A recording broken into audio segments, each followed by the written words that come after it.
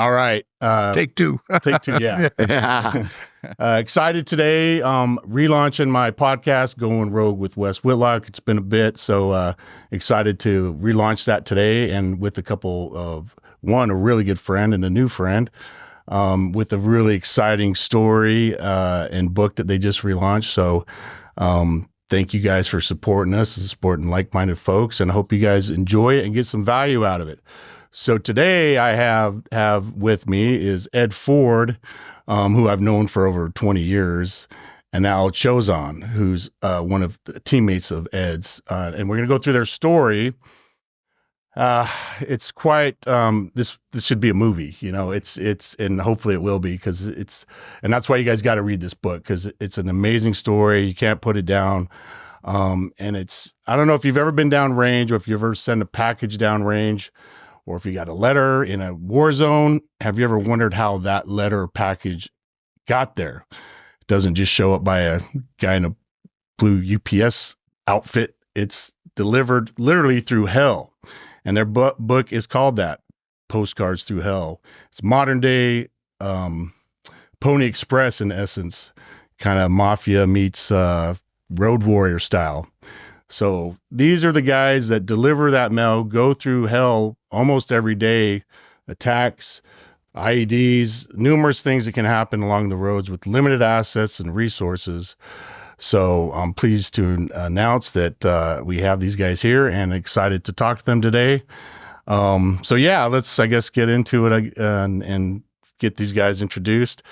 Ed Ford, Hammer, as a lot of guys know him in the communities, has over 20 years military experience, special operations in the Marine Corps, infantryman, years of contracting. This guy's got over 8 years just working in Iraq and Afghanistan. So he knows those areas well, and he's been there kind of from the beginning of that war time, early 2000s to up till close to today. So he's kind of seeing the transition, which is also interesting to me, the transition of what's happened in that 20 years, like you said, the new roads and stuff like that. So that'll be interesting to hear about. And then Alan, who is a medic, he's been a paramedic. He's been on SWAT teams.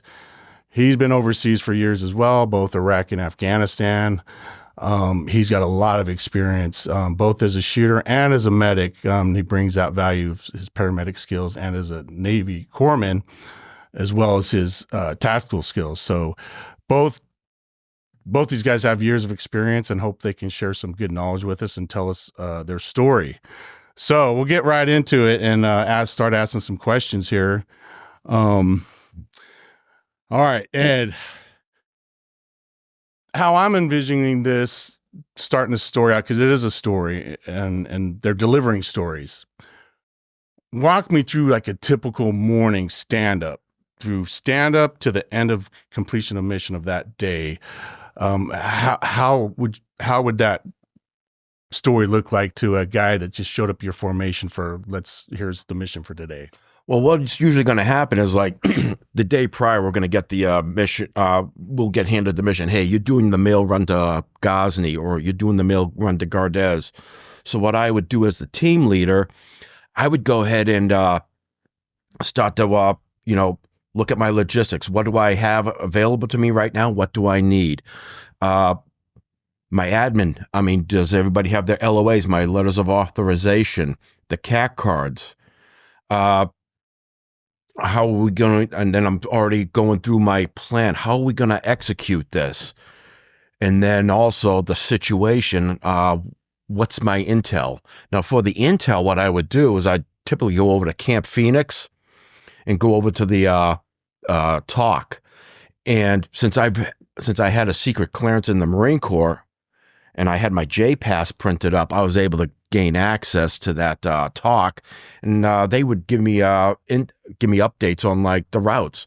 Hey, this route here, it's green. However, within like 48 hours ago, they did hit a convoy. There was reports of IEDs along this section of the route. And then I would use that in my op order my 5-paragraph order for later on that day when I would build that op order and brief up the team. And when I briefed the team up, I mean, it had to be 2 separate elements. The local gunners usually didn't show up till the morning of the mission. So I would brief up the drivers and the expats that afternoon, that evening. But I would go ahead and build the op order based off of the intelligence, and it would be a 5-paragraph order that we did just like we did in the Marine Corps. Situation, mission, execution, admin logistics, and command and signal. And that way, all bases were covered. What was the evac plans?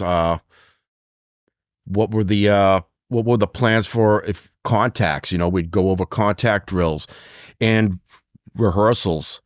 And believe it or not, a lot of rehearsals didn't involve contacts. It was like, all right, changing out a flat tire, making sure everybody knew where that DeWalt drill was at, where the four-way lug wrench was at, where the jack was at, and then who was responsible for changing that tire. Usually it was the driver, and the vehicle commander would get out and change that tire while the gunners stayed in the vehicle manning the machine guns. And typically one of the gunners would drop down, roll the spare tire out of the back of the truck, and then when we changed out the tire, we'd put the dead tire back into the truck so they can repair it later on. How to set up a tow, 2 methods of setting up the tow. One was with the tow strap, just a quick get off the exit, and the other one was with the 2 tow bars. That way you had a lot more control and stability when you were towing that other gun truck. Having the medic, hey, we're going down to here, go ahead and double check, make your phone calls, see if sometimes they had connections downrange that they would be able to make a phone call. Hey, we're coming down. Just want to make sure everything's still good. And then, then implement the rest plan. And then probably like the next morning, the morning of the mission, we'd be in the garage about 02. Get in there, brief up everybody one last time to include the gunners. Hey guys, this is where we're going. This is what we're doing. And we expect to be back by this time. Then we just go ahead and set off and roll on out. And, as we're moving down towards the objective, I'd be making a phone call to the mail room. Hey, we're on the way. So that way they knew to inform the gate. So that way we could get quick access in and out of the ECP. So a lot of your military experience parallels over to the contracting side, doing your op orders, your rules of engagement. And what's interesting to me and what I find with the contracting world and what you guys do is not having the security barrier of the military or the assets and all the necessary items that you usually have support with the military. As contractors and what you guys do, you have to know how to be a mechanic. You have to know how to change tires. Yeah. There's so many moving elements and parts to accomplishing the mission out with a small team. And then not only that is having local nationals. You're not just working with other dudes that were Marines or U.S. military. Now you have local nationals and other entities that you're involved with. Oh, yeah. Which I'm sure brings challenges as well. Like you said, those guys show up later in the morning, and then you got to brief them differently or kind of handle them differently. I imagine would be quite the challenge. Well, yeah, because you got the language barrier, plus you got the cultural differences too. Like the big one was during Ramadan. They couldn't eat from sun up to sundown. So you had to make sure that they got their meal on before you departed, before the sun came up. You had to make sure that happened. If not, you were going to have problems. So you had to know the culture to avoid that friction, to make things a little bit smoother. Yeah, and I think that nails it pretty well, is knowing the culture, and and that's there's also, I think, a lot of pros and cons between the military and contractors. Are usually seasoned guys with a lot of experience. They've maybe been in those areas before, so they understand the culture, they understand the religions, they understand Ramadan, they understand these key factors that will affect their day-to-day movements, like food, his morale. That dude doesn't eat, he's probably not going to be in a good mood. Oh, yeah. So it's a lot of responsibility, I believe, on the leader to, especially when you're dealing with foreign nationals within your team, to take on that type of dynamic within a team versus like, how that dude operates because we've trained together for years in the Marines, whatever.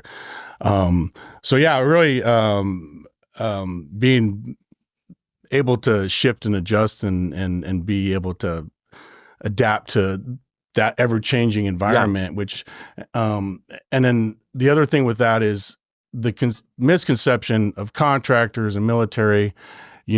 Contractors have this stigma on them a lot. Mercenaries, they're out there just for money, the pirates of whatever. So, which, from what I understand and from my time doing it as well, is it's not really like that. Sure, we want to get paid to do our jobs, but the integrity, the morale, the camaraderie, and all that still exists, And I never liked that term mercenary when it applied to us. I mean, were there mercenary units in our history? Of course.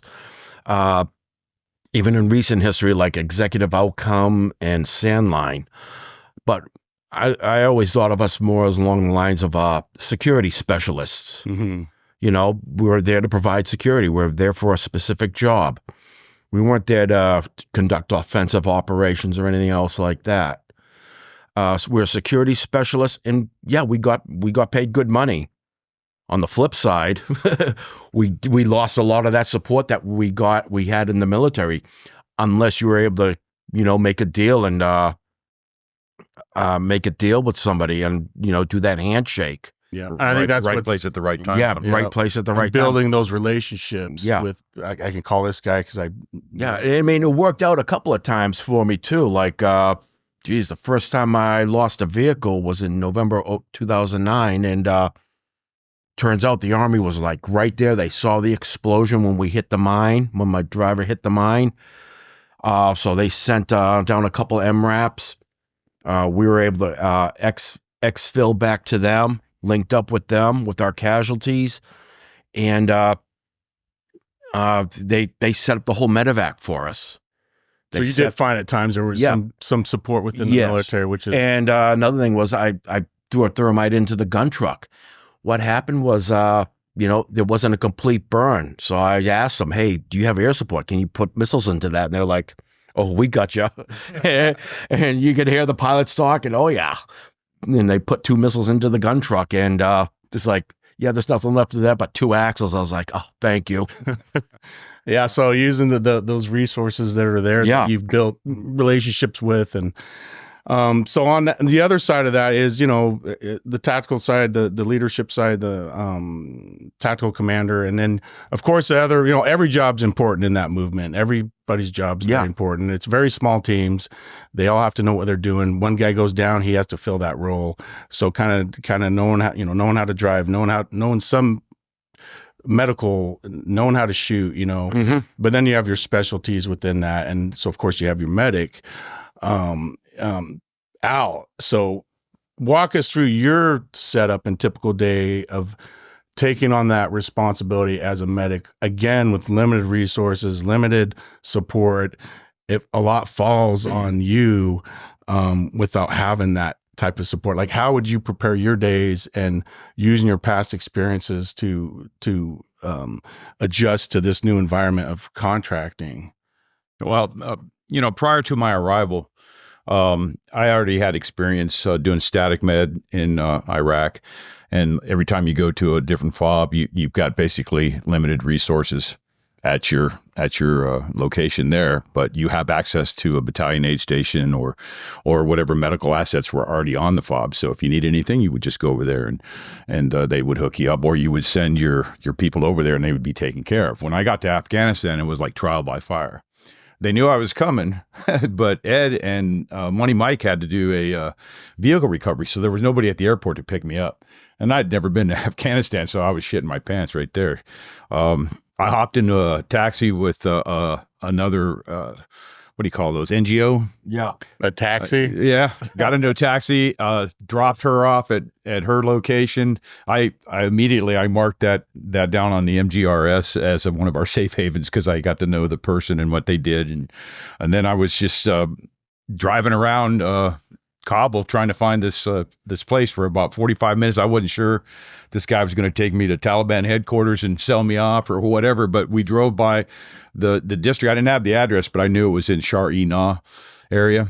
And so we were just going up and down every street, and I saw one of their SOC static guards standing outside, and I saw the uniform. I said, "Hey, turn right here."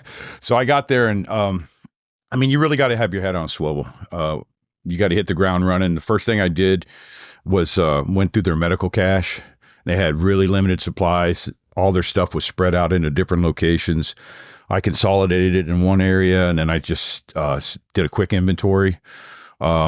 I threw out a lot of stuff. There were some packages that the medical supplies were not sterile. There were medications that were expired, but they were still usable in some sense. And then, of course, I had to research a lot of the foreign meds because we had meds from Egypt and India and whatever not. So I tried to find what their American equivalent was, and then I would mark that down as something that I could use, for them guys. Once that was done, I didn't have enough to sustain a mission. So Ryan Bennett took me over to Eggers, and I hit their battalion aid station up, and they hooked me up with some bandages and some things of that nature. And of course, I brought my own kit with me, so I was prepared in that essence.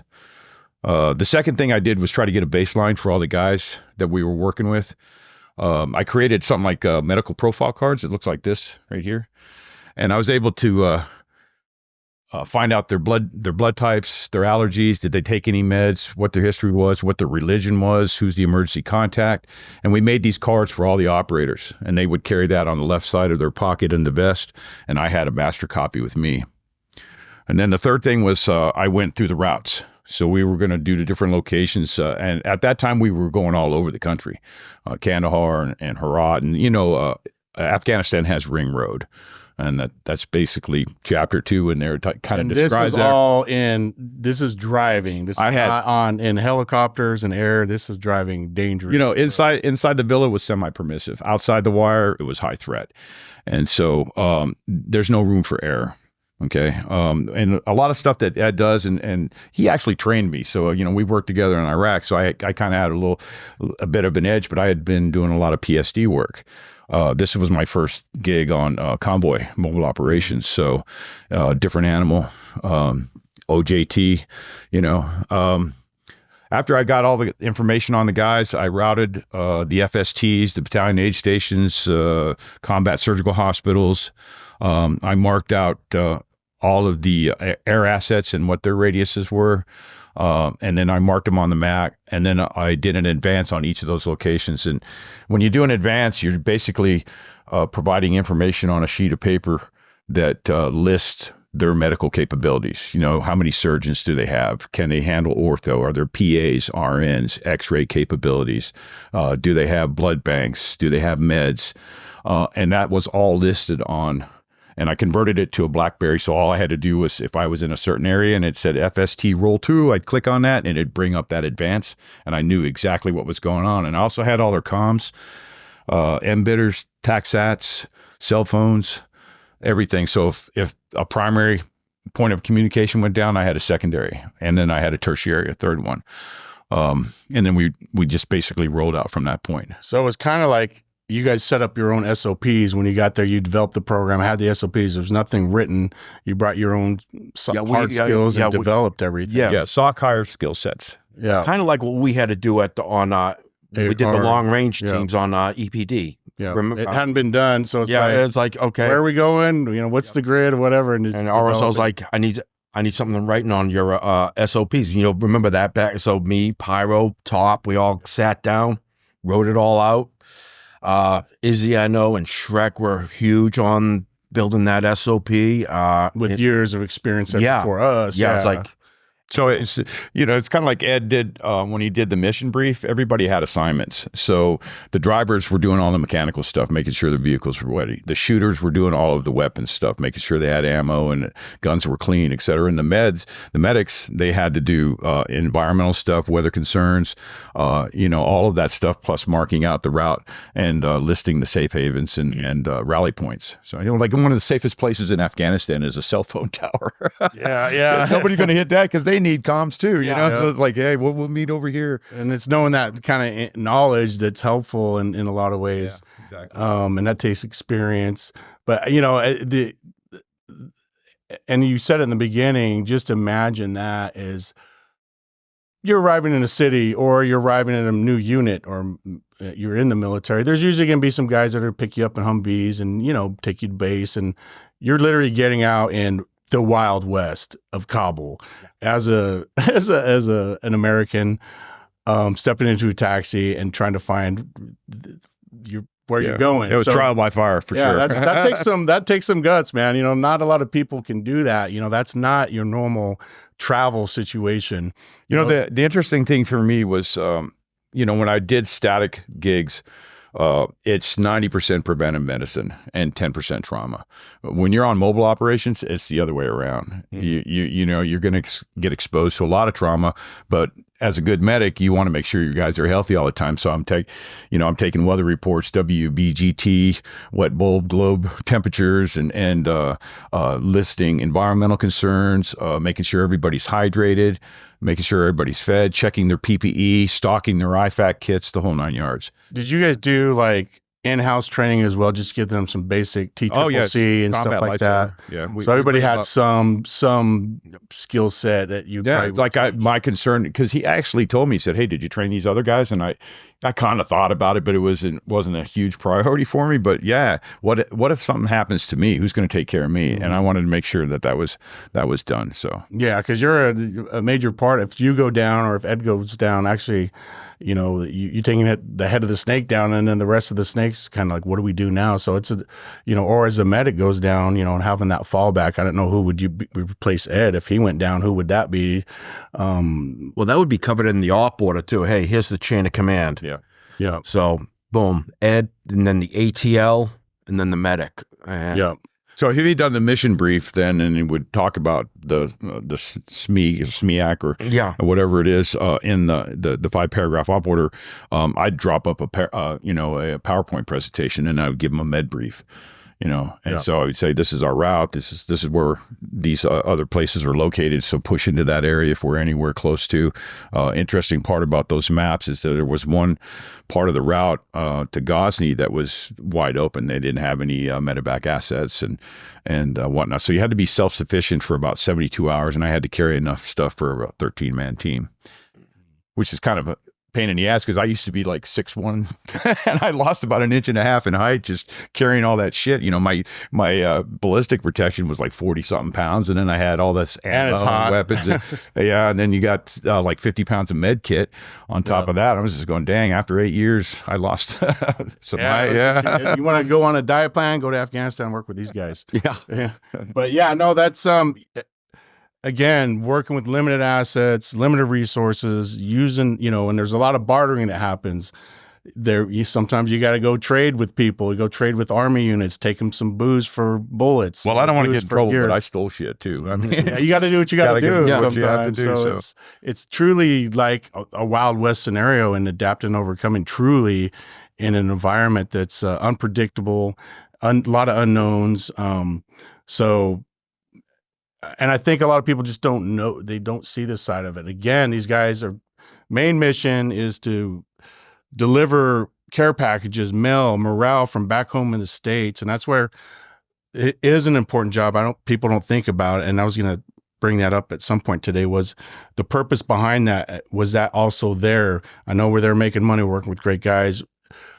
We're getting that self of purpose and adventure again, which is very important. And this piece of morale from back home, that somebody's writing a wife, a son, a daughter, whatever, to the deployed family member, friend, and delivering that package is really important. You're bringing morale, you're bringing a piece of home so literally going through hell to bring a little slice of heaven from home to this person. So, on mindset with that, did you guys, besides just accomplishing the mission, was that important to you as well? Like knowing that you're bringing that sense of home and happiness to, it could be a bag of Care Bear or gummy bears that you just can't. Something like that's a big deal, I mean, you had that sense of purpose there, which is huge. I mean, when you get out of the military, I mean, I think it's why a lot of veterans have problems transitioning. They got to find that sense of purpose. And for a while there, I got lucky. I mean, I had it with contracting. I had that sense of purpose. Dropping the mail off. Geez, I remember the best mail drop we did was 22 December 2010. Did the mail run to Ghazni. My ATL was Scott Brown. Me, and then the medic was John Pickett. And so here we were doing that probably the last big drop for this FOB right before Christmas. And typically on the Gardez run, we drop 2 trucks and we bring back 2 empty boxes. Well, this time we came down with 5 trucks for them. Wow. And so we come through the gate. All the Christmas that was care all packs. that was all the Christmas mail. That was all the Christmas surge mail. And we're coming in there. We're out there ground guiding our vehicles. Scott's by his vehicle. I'm in front of my vehicle. Pickett's in front of his. We're ground guiding them up to the post office. And they're all the soldiers that were on the FOB at the time. They're coming out. I mean, we were like the Pied Piper. Yeah, right. I mean, they're all just following us to the bad Santa shows up. Yeah. Or Santa shows up with That's a good analogy. his Bad reindeer, Santa. Yeah. Those are things that that's a big boost of happiness, and they loved it. They loved it. And I think that was like the one working party for mail nobody complained about. Right. They dropped the mailboxes off, gave us 5 empty ones. We grabbed some chow, turned around, and went back to Kabul. Yeah. But I mean, that will always stay with me and stick in my mind. That's another key point in all this. It's not just accomplishment and going through a lot of the stuff that you guys have to go through. Is you're bringing some hope. It's a great thing. Mail is a huge morale booster for. It's not an email. It's not like getting an email. You're getting you're getting an actual physical. Yeah. I mean, there's maybe a package, and then ironically, the mail is not a priority for the military to move on those convoys. So they might have like a 15 truck convoy, and like 3 of them are mail trucks. Yeah. Now, all of a sudden, the threat level goes up, so they have to shrink down the convoy. First thing they're going to cut is those mail trucks. Mm. Whereas with us, mail was our mission. Yeah. We were going to make that mission happen, and I believe we had like a 98% drop rate, success rate, 98%. And that's on top of numerous IEDs, numerous attacks from Taliban and bandits. You guys are on those roads. Every day is a risk, and there is not only just those threats, but the truck breaking down and changing the tire, because then they're sitting targets, or the container falling off the truck, like you mentioned. Dealing with those scenarios. A lot of unpredictables, and just trying to be ready for everything. Yeah, even the local drivers were a factor in these missions. Local drivers that were like just civilians driving around, and you're just like, oh my God. Yeah, and in convoy security, no matter what kind you're doing, the driver is one of the key elements. And most companies or scenarios like that, you're put through training through ITI or through Bill Scott's Racing School. You're given these skills to drive aggressively and be able to handle a vehicle in a lot of different. So you usually that dude knows his job. Now you have a foreign national. Without that training, you got your whole team and assets, and you've relied on that. And this comes down to the bureaucracies of contracting and the companies and the government, how this is all dictated. And these guys have to kind of carry that burden. And there's nothing that you can do about it because it's part of the contract or what the company's policy is. And, we'll touch in the business stuff in a little bit. So the other question is, you kind of already hit on a lot of this, but what were the main differences and I'll start with Al on this one. Between your experience as a paramedic, as working SWAT, working in the Navy, and being a contractor, what was the main difference that you saw between those environments? Well, you know, as a Navy corpsman, you're getting advanced training. So we're doing surgical skills, minor surgery, suturing, some invasive techniques like Kreig's, trachs, chest tubes, cut downs. And of course, that only applies while you're in the military, but you don't lose that skill set. It might be perishable to some degree, but when I got out, I'd actually taken a pilot program for civilian paramedics while I was in the military. So I became nationally registered. And once I got out, I got a job as a paramedic. And then as a firefighter paramedic, you're limited to the protocols that the medical director provides. So you can't deviate from that. But fortunately for me, we have an aggressive medical director. So we were, and the use of technology, of course, always got increasingly better. So we carry ultrasound, portable ventilators. We have RSI protocols, you know, for airway management and stuff. And then as a contractor, we ran off of expanded scope concepts. So like I said, SOC hires skill sets. So you're already vetted. And basically the medical director is signing off on you. And then in country, you have a PA or a medical manager that gives you these expanded scope concepts. And so, I mean, I did a lot of stuff, field expedient amputations, a lot of wound debridement. And of course, sometimes you'll get in a situation where you have to keep somebody alive for an extended period of time because you just can't either move or you're waiting on a QRF. And I have to say, there's nothing quick about a QRF. Okay. So you're out there for a long time. So we've got to, you know, we do things like intraosseous infusions. If we can't get a vein because they're in shock or something like that, we'll go through the bone, you know. And so those expanded scope concepts is what allowed us to do these other things that you normally wouldn't see under a protocol. So Gotcha. that was the big difference. Okay. And then same question for Ed. We'll talk more culturally on this one. I think tactically and a lot of the parallels are there, how you run as a leader and manage your team and do your op orders and stuff. What about culturally being a Marine, you know, and how I know that culture, and then now you're a contractor, and we talked about this yesterday a little bit. Now you're working with different guys. You know, guy could be Green Berets. This guy could be a SEAL. This working with different guys as contractors, not as military. What culturally, what was the difference, or were there differences for you in that? I mean, if we're working together and you were like former SF or former SEAL, I knew you had the skill set, and it was just a matter of us just working together for a little bit just to get everybody on the same page. And as a team leader, you know what? Sometimes I didn't have all the answers, and sometimes it was going to be somebody else. Hey, well, let's try this. This is what we've done before, and it really worked well. I was like, okay, let's go. And boom, it works. Boom, this is what we're doing. Yeah. I think there's a lot of benefit in that as well, because Yeah. these guys have, although you kind of understand how each other operates.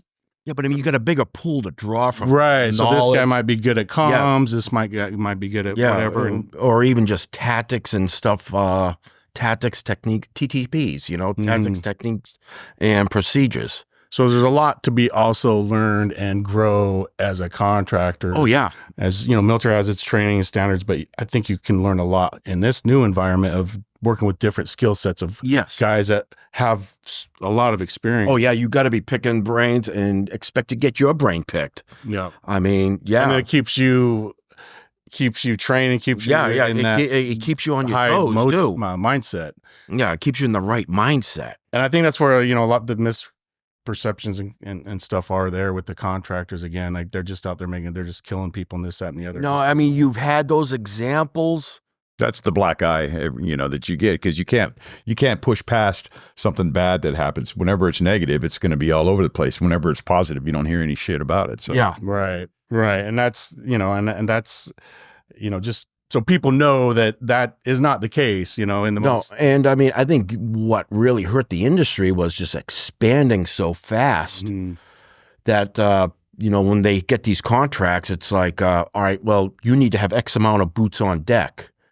And if you don't have it, you're going to run the risk of losing the contract. So they're just like, this guy he's breathing, send him. Right. I mean, supply and demand. Yeah. I mean, and I know we've all seen that before, and you're just like, what is he doing here? Right. And you guys would vet guys. We talked about that too. Yeah. If the guy just didn't meet certain standards, or he gets there, it's like, this isn't for me, man. Like, this is like big boy rules. This is not, you're going, every move you make, every decision you make, every time you go out those gates is life and death scenario. So, I mean, I've had guys that just get in country, first run out, they get ambushed, they come back.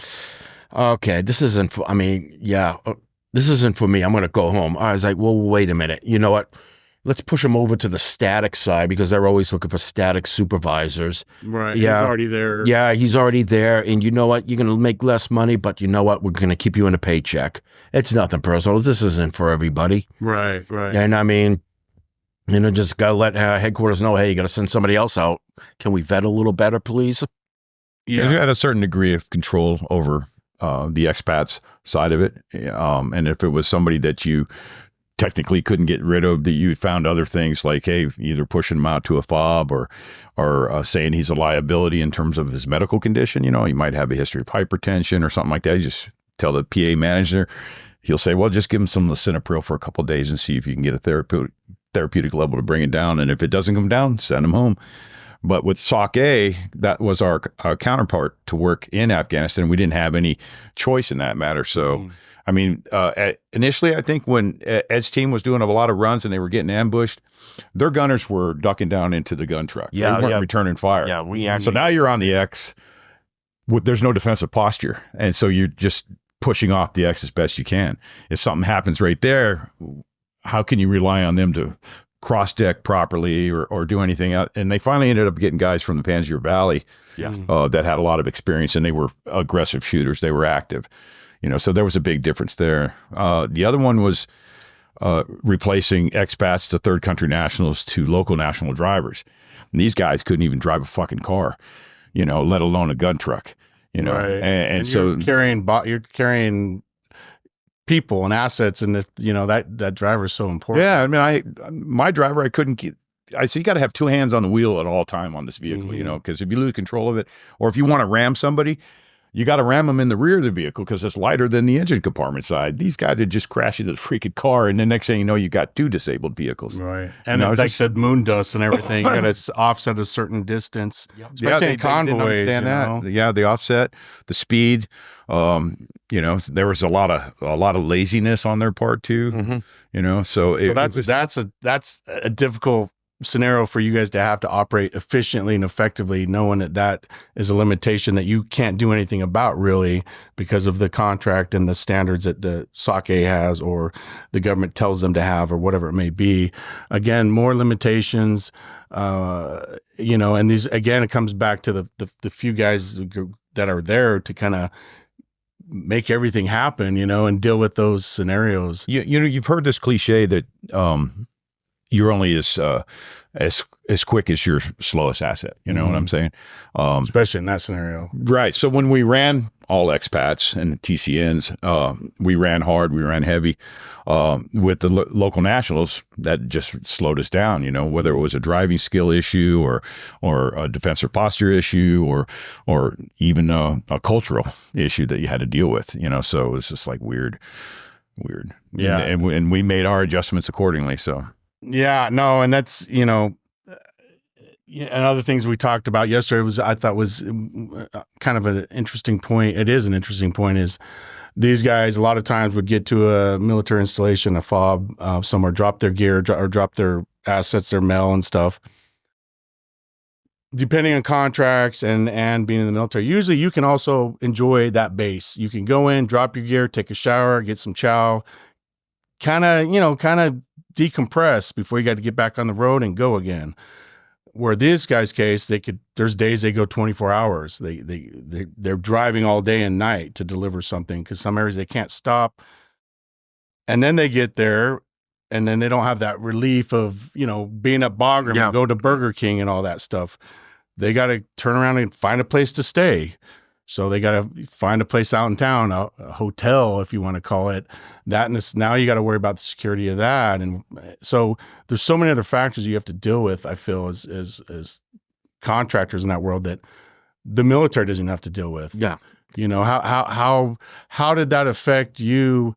I think even more like mentally, like being like this is an American base. I'm an American. I'm dealing, and I know you have foreign nationals, certain things that you just can't allow on the base. But mentally, was that just part of the deal? And you just, or did it ever get to you like, man, it kind of feels messed up that, you know, I can't go on there and like I used to be able to do as a Marine or other contracts.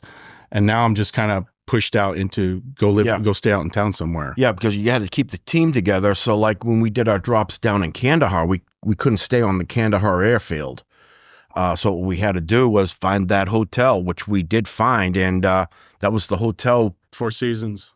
Yeah. One season. Yeah. It was the more one like season hotel. Yeah. Shit.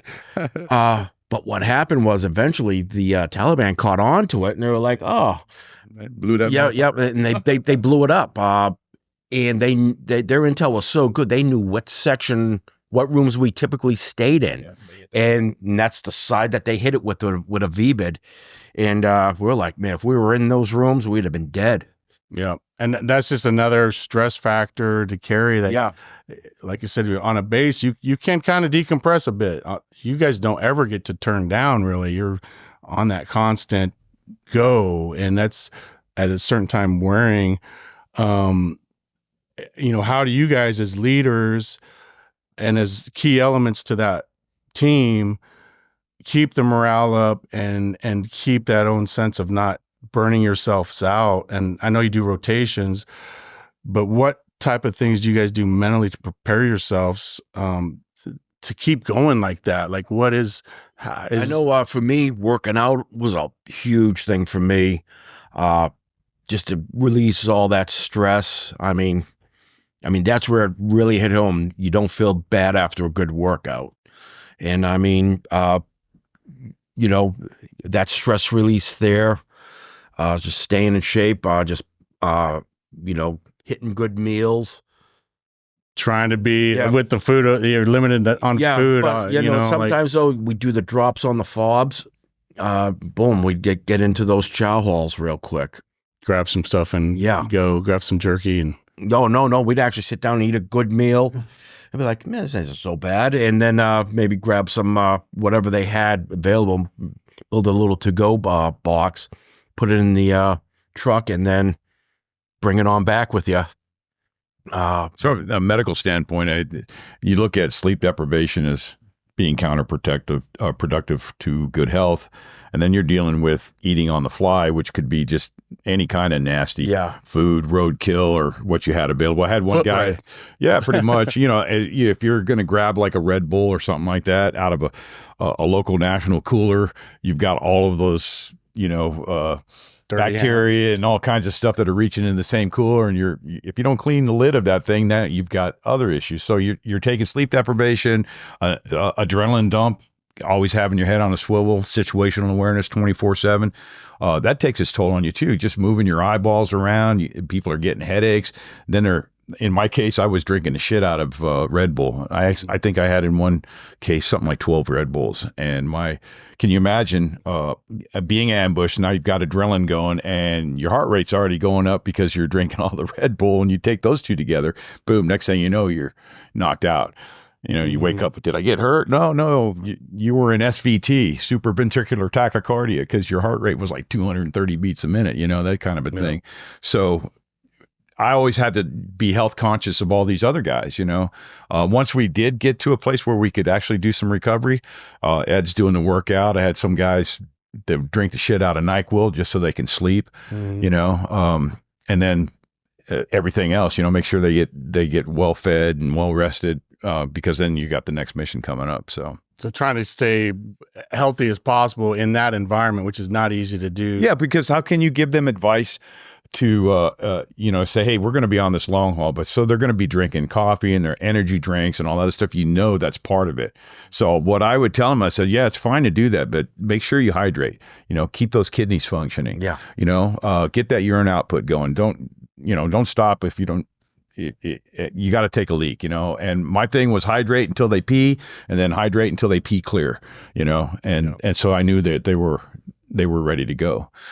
So yeah, all those things matter, and all right, so let's see. Touched on this a little bit, but camaraderie, all right.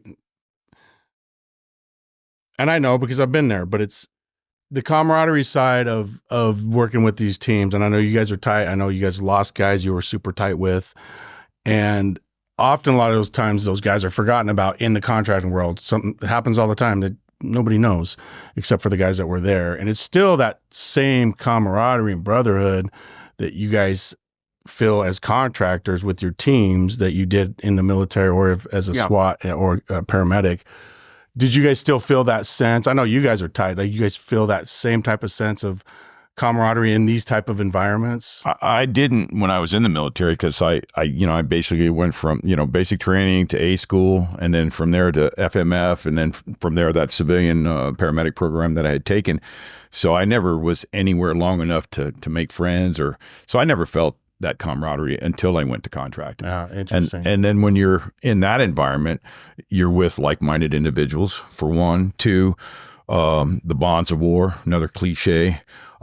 It's about the guy to your right and the guy to your left. And there's a lot of comfort knowing that they have your back and you have theirs type of a deal. So, and that just strengthens that bond. So, I felt that we had a strong brotherhood. Yeah. We still do. We've got a group, on Facebook that's just operators only. And that's how we communicate with each other there. And then of course we have a Pony Express page for people outside the group that want to learn about the book and things of that nature. So yeah, so that real strong bonds there. And it's not just they're making money and this is Joey that's just here. It's like, no, these guys are in the thick of things. They're in a true sense of adventure together, and that's what men want. Or especially if they get out of environments, they need that. And it fills that void. So in contracting, it's very similar in this case. Kind of touched on this too. How'd you guys maintain your mental endurance and drive and mindset? Like Ed said, a lot of physical training. Trying to eat as healthy as possible, hydrating. What about mentally, spiritually? Are you guys spiritual people? Do you guys meditate? Like there's a mental state to all this.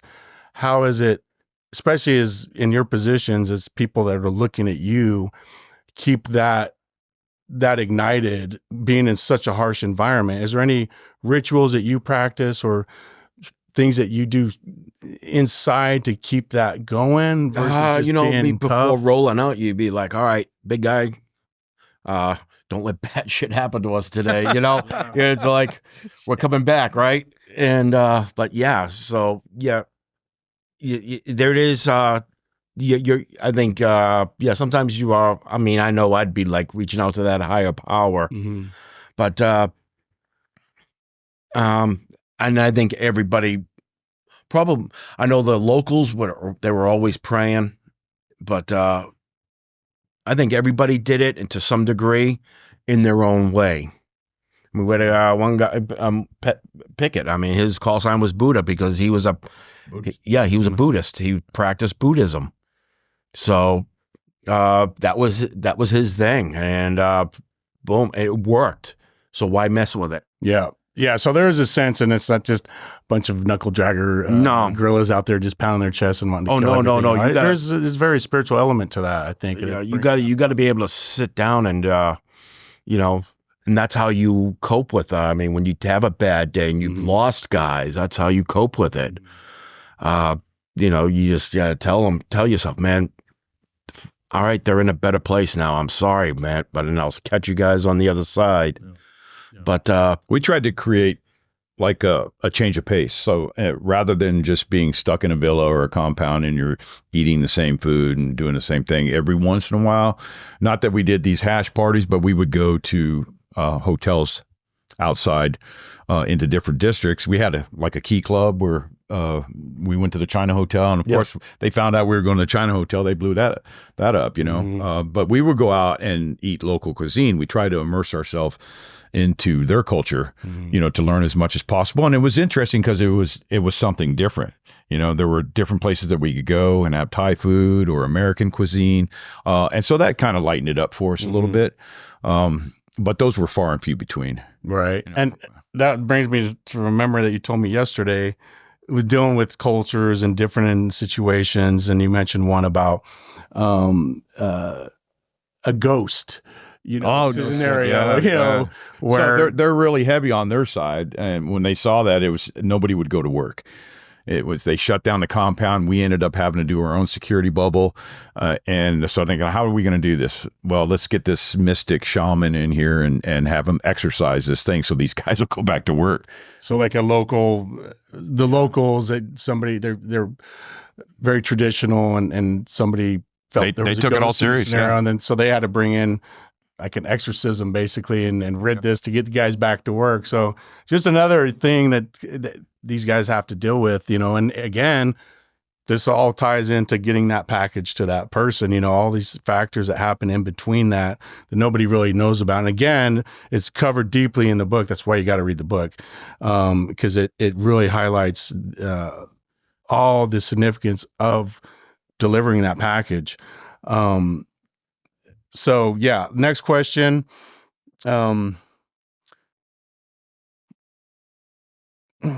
Touched on this a little bit too, but what was your why? I get it. We want to go, it's good money. Okay. Why did I go do that? It might've been a scenario. Okay. It's a good opportunity. It's very risky. This is one of the most riskiest jobs probably out there, you know? So like, what was your driving factor? Maybe you were out and you felt you wanted to get back into that environment again, which it does give you.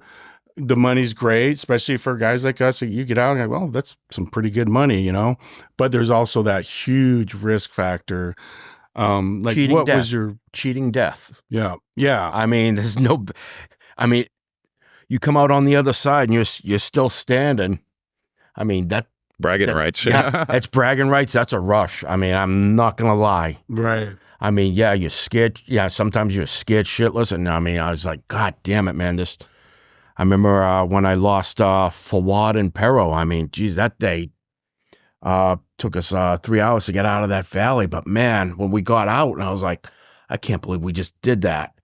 I remember Scott when he first ran out of that lead vehicle after the ID hit it. He went up that hill and he was hurting bad. He had a broken back and like 2 fractures in his pelvis, and he was standing up pulling security. And I was just like, whatever you do, don't leave. And he's like, dude, I'm on adrenaline right now. I'm all fucked up. Well, it takes a special type of breed of person to endure that. Well, yeah, but a guy like that, a guy like you want to gravitate towards those guys. Yeah, it's not just like-minded individuals. It's tough, resilient, dudes. You know, I mean, and so you're part of that small group of people. You know, that's what attracted me, was the like-mindedness of those guys, and then of course it creates that brotherhood. You know, of course the money's good, and then you know you have to deal with the stigmatism of being a mercenary versus a security contractor. You know, that's out the window for me. We were defensive in posture, so we weren't doing anything political or stuff like that. But the other thing that I like when you talk about sense of purpose it wasn't just giving you something to do or doing something bigger than yourself kind of a thing. It was accomplishing these challenges, you know, getting med kit, training guys up, running missions, surviving missions, stuff like that. That's attractive, you know. And that's like the element of life to all things, is like, sure, the small, we consider small, whatever, as long as you're progressing or you're learning or you're teaching or you're building and those every day is that every step you make. So there's such that sense of importance and purpose. It's every single move you're making. You know what I did on my off time? I built furniture out of pallets. Oh yeah. I built everything. I was like a place for everybody to sit down. I built chairs, I built tables, I built racks. you know, that's what I did on my downtime. I was building crap out of pallet wood, out of nothing, and I'm creating this stuff. And to them guys, it was like artwork. Yeah, it was awesome. It looked good. It was like, Yeah, it looked really nice. It was functional. You know, and I mean, God, I can't even think. I have a page of all the stuff that I actually built while I was in country, and it was just like nonstop. And that like all the stuff you guys are saying and everything, and I know you guys, you know, and it's hard to explain to somebody who hasn't been in that type of scenario or environment, but it's such, and a lot of people are like, are you crazy? You're doing what? Like, but in a lot of cases, guys feel that they're truly at home in that environment, at home, whatever. And of course, you know, you love coming home and seeing your families and stuff. That's like, it's two different worlds, it's two different lives. Like, and I know a lot of guys suffer from this and have problems with it. I know it. And because they love both worlds, you know, as much as that one could be horrible. you become two different people, though. Right. You almost have to. So how do you guys deal with that? Now you're back here. You guys are doing great things because you're doing the book, you know, you're staying involved with things, and you have your own families and personal lives. But are there times where you guys still struggle with those moments that were both horrible and satisfying and addictive at the same time, to come back and try to stay in that flow of positivity and growth without going down the demon road of drinking and drugs and all that stuff that leads to suicide? How do you guys maintain that posture in your own lives that may help a guy or gal out there who could be suffering from the same thing, but don't have this knowledge or skill set or know-how to keep maintaining this going forward, even back here, being at Target, being at Costco? It's weird, man, you know, and you have to be two different people. Yeah. And it is a hard thing to do. So how do you guys manage that in your own lives? Oh, geez. You know, I found something that I wanted to do. I mean, got certified as a fitness trainer, and I was able to pick up on a couple of jobs as fitness trainer. And it was nice, though, because you would actually get to watch a progression. You know, I teach group fitness for a while at a gym, and it was nice because, you know, at first it was some of them couldn't do a flutter kick or a push-up, and then after about 6 months, they're cranking them out, you know, teaching them how to do a kettlebell swing, you know, teaching them the importance of, hey, let's focus on squats and legs today. So you're still there. You're feeling a sense of purpose. Yeah. You're giving back, you're teaching, you're having something. You're helping grow, people. And you're helping people. It's just what service is. Yeah. And that's so important, I think, for when guys get out, they need to continue that some kind of service, whatever, with their community, whatever it is. And that's great that you're changing somebody's physically, changes you mentally. So that's, and I think a lot of guys need to remember that, girls, that you can still live that mindset in any environment. You're just gonna have to change gears up a little bit. I mean, I was like, I also was an instructor at a 9-round. It was a kickboxing gym, and you know, once again, watching that progression, somebody who didn't know how to throw a punch, you know, you're working with them, and then like 6 months later, 6 or 7 months later, boom, there she is. She's helping run the floor. Yep. Yeah. And that's satisfying. Yeah. And it's like, hey, you're coming in on your day off, and there she is. And you're just like, oh, well, look at you. And that's, so how do you cope with coming back from all that to still being in that mindset? And I had issues, I guess, from a tactical standpoint, because I wasn't paranoid. I was just like hyper vigilant, you know, and I'm driving down the road and I see a dead dog and I swerve to the left and my wife's going, what the hell are you doing? How do I explain that? So the issue for me was not having somebody else to talk to. One point, you know, I could tell a story about what happened, and sometimes it was so far off grid that they wouldn't believe it. So you can't talk to guys like that. You have to talk to other guys and you know, and reach out. Exactly. So that's what I was doing. I was trying to find guys that had been in country, guys that did some of the things that we did. Staying connected with the Pony Express was really beneficial. Writing the book was therapeutic. Very therapeutic. That's that's huge. So and an accomplishment, by the way. That's a huge accomplishment. So congratulations. I know it took 5 years. I know the work that takes. So congratulations on that. Having to go to school and learn all this other stuff, these nuances about, hell, writing the proposal for the book was harder than writing the book, you know? And then it took us like another 3 years to get published, and then even that publishing contract is a nightmare, and we're responsible for our own marketing. So that's it's another like learning that same curve. kind of can-do attitude. Figure it out, find a way, get through your door, Learn get as you under it, go. not quitting on a lot. It's a hard thing to do. You guys and a lot of people will give up but there's always a way if you have the will. Yeah, I went back into the fire service, so I'm replacing one adrenaline junkie for another adrenaline junkie, that kind of a thing. So it's better that than going down the other road, which we all know people that have done that, and maybe ourselves. So again, these are key elements of importance to tying all this together, and bringing some value and importance to life in general. But this story, I think, really highlights that and what you guys are about, what you guys have accomplished. And everybody should read this book. Even it doesn't matter if you're in the military contractor, you want to know about this stuff. There's a lot of other knowledge in there that I think could really help a lot of folks out. And it's just such a neat story of behind the scenes, because you don't get this kind of behind the scenes, it's nowhere. So this has been really neat It's a little known aspect of war. War is a nice, lucrative business. Mm-hmm. I mean, it's there. I mean, we first started off, we were making $15K a month. And realistically, that's the lower end of the pay scale. No. I mean, that should give everybody an idea as to the money that's involved in war. Yes, So, it is a business. And yeah, especially on the contracting side. Oh, yeah. It's all like you said could, yesterday, that saving money, so they're going to downgrade the guys instead of paying this guy who's an American with a clearance and all these hard skill sets to drive, $1,000 a day. I can get a local national for $50, $100 a day, and that affects the overall operation. But a lot of people don't see that aspect to it, that a lot of the business and the corruption and the chains when their involved. profit margins went up, our risk factors went up. Exactly. yeah. So that's another mental thing to have to deal with, and that's tough when it shouldn't be that way. But it is what it is, and it is war. War is business. And luckily we have really good people that can handle those scenarios when need be. So the last question for each of you guys, okay, I'll just throw out something kind of fun. If you could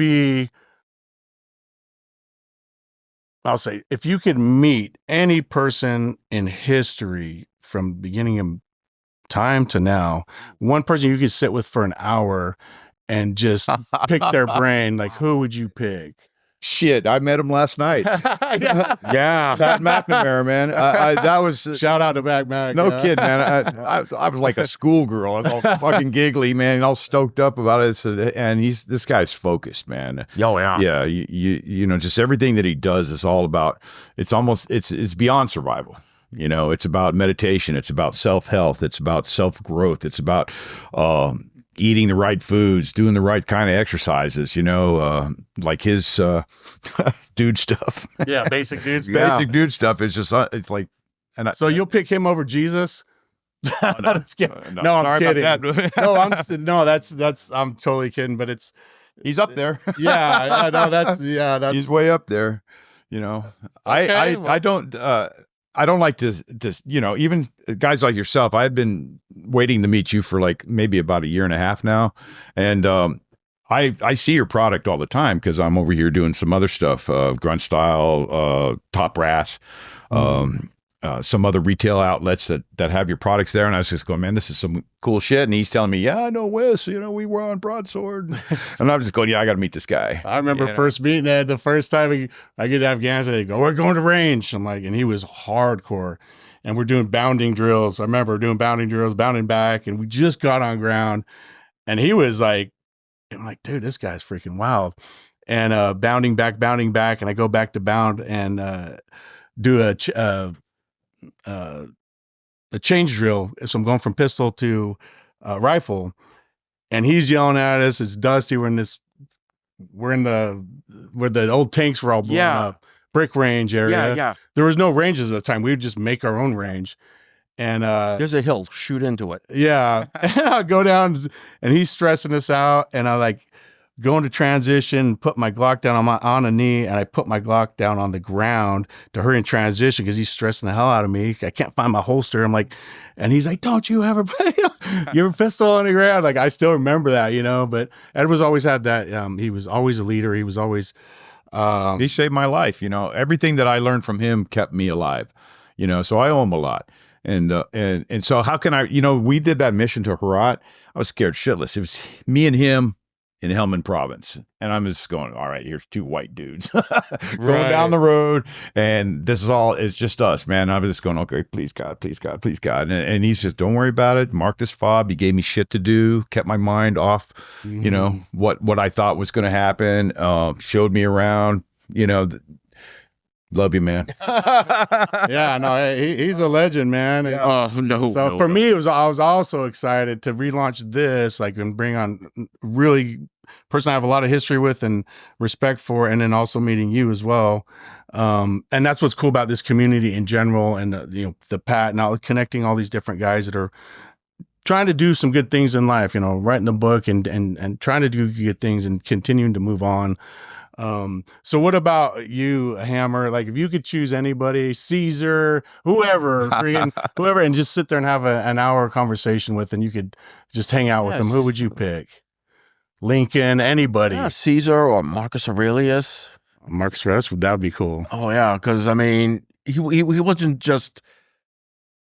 He didn't just he was actually kind of like a philosopher too. I mean, if when you look at some of what he said, what he's written, yeah, I think him. Yeah, that's a good, both good choices for sure.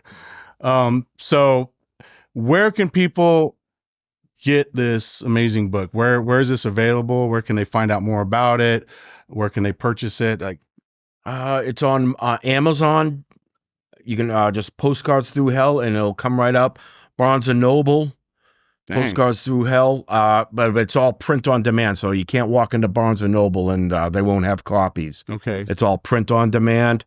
You got to go online to order it. We got a Kindle version. Yeah, they got a Kindle version, and then we have a website that's kind of under construction, so it's active in some respects, but okay, we need to help you guys with that because you need a website. Yeah, we've got it. We just got it. We got to make, I guess, a payment on it or something. I don't know. Yeah, but, it's called like this isn't set. It's a business, small, and now you're putting it together. So, and of course, if any way I can help there. And then we have the Pony Express group on Facebook where they can join and learn a lot about stuff that happens, because we post things, progress on the book. There's a possibility of a film adaptation that we're going to be working on soon, and so we have to get a screenwriter. We want to go to an audio version with Ian Scotto from Battle Line, and so I have to wait until our publishing contract is up before we move forward. So a lot of things in the works, possible movie, all kinds of stuff happening with maybe a second version. Who knows? But a lot of people talk about our motivation for the book too, and it's not monetary, because you're not going to make money, right? People don't know that, and I know there's not a lot of money to be made off books because of all the publishers and everything else. Ours is telling the story. Yeah, it's to honor the guys that we lost. Yeah, 10 guys in 3 years, and we want to support them, their families. Keep those stories alive, big time. Well, they say the warrior will always die two deaths: the day he falls in battle, and then the day they stop speaking his name.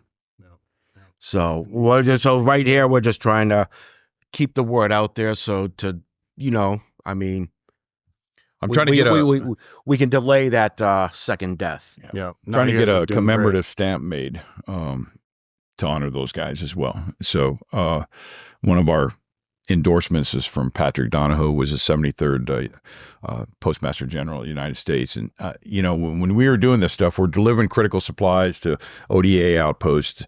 Military's got the mail, but they're not delivering it because they have other mission priorities and things of that nature. I sent him a copy of the book. He never knew that they subbed it out to the Department of Defense, and they hired us. And so, he's the Postmaster General at the time we're doing this job. So I sent it to him, and he didn't know. And he got the book, gave us a glowing endorsement. And to me, it's like a foot in the door. Yes. I need to pick his brain on how I can get that stamp taken care of. So that's my end goal. It's a great goal, and it's a great book and a great story. I think more people that read it will get a lot of value out of it, and keep these guys' memories alive. Support these guys. Support everything this is about, and the adventure of life. And that's what this is about, and this is what these guys are continuing to do, and that's what it's all about. So yeah, it's been a pleasure to not only see you guys or see Ed again and meet you.